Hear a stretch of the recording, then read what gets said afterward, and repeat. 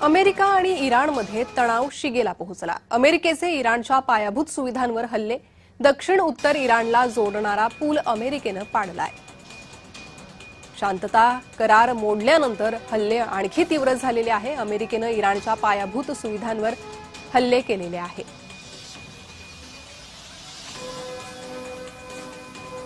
Iran America संघर्ष संपण्याचं नाव घेत नाहीये, कारण दोन्ही बाजूंकरता हा अस्तित्वाचा प्रश्न आहे। इराणला आपलं अस्तित्व टिकवायचं आहे आणि अमेरिकाची इज्जत आता धुळीमध्ये मिळाल्यामुळे अमेरिकेला दाखवून द्यायचं आहे की ते युद्ध जिंकू शकतात।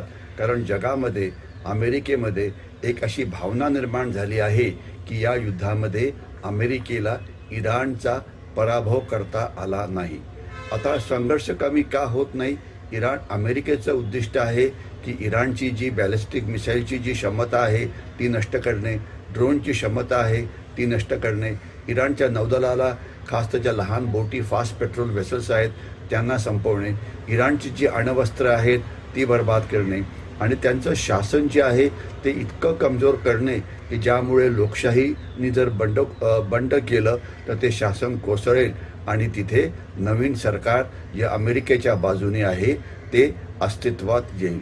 इराणची भूमिका काय आहे की त्यांना वाटतं की त्यांचा जो सर्वात मोठा नेता आहे खामेनी, त्याला मारण्याचा प्रयत्न केला जातोय, त्याला वाचवायचं, आणि म्हणून इराण अमेरिकेच्या मित्रराष्ट्रांवरती हल्ले करून अमेरिकेवरती दबाव टाकतो आहे आणि याच्याशिवाय होर्मुझची समुद्रधुनी बंद करून जगावरती दबाव टाकतो आहे की अमेरिकेला सांगा की हे युद्ध थांबवा।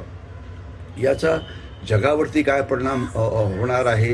याचा परिणाम जो एनर्जी सिक्युरिटी आहे किंवा ऊर्जा बाजार आहे तर त्याच्यामध्ये स्टेट ऑफ होर्मुझमधून होणारी जी तेलाची वाहतूक आहे ती जवळजवळ थांबलेली आहे। यामुळे एशियाई देश की जे इथून तेल विकत घेत होते, भारत आहे, जपान आहे, कोरिया आहे, यांना तेल पुरवठा प्रॉब्लेम झालेला आहे आणि ते आता इतर ठिकाणनं तेल हे विकत घेत आहेत। तेल आणि नैसर्गिक गॅस जो आहे त्याच्या किमती या अतिशय झपाट्याने वाढत आहेत आणि जे इराणच्या तेलावरती अवलंबून होते त्यांना तर मोठा धक्काच पोचला आहे, उदाहरणार्थ चीनला। आणि याच्यामध्ये मुख्य काय होतं आहे की इराणचे जे प्रॉक्सी गट आहेत ते सुद्धा अमेरिकेवरती आणि बाकी देशांवरती हल्ले करतायत। हिजबुल्ला जे लेबनॉनमध्ये हल्ले करतायत आणि त्याच्यामुळे लेबनॉनमधले जे युद्ध आहे ते मोठ्या प्रमाणात ते वाढलेलं आहे। याच्याशिवाय हुथीज नावाचे जे बंडखोर आहेत ते आता म्हणतात जसं स्ट्रेट ऑफ होर्मुझ बंद करण्यात आलं तसंच आम्ही जी लाल समुद्र किंवा रेड सीच्या जवळ जी स्ट्रेट ऑफ बारबेल मंडप आहे ती आम्ही बंद करू, आणि तसं झालं तर लाल समुद्र किंवा रेड सी आणि सुएझ कॅनॉल यांचा वापर जगाला करता येणार नाही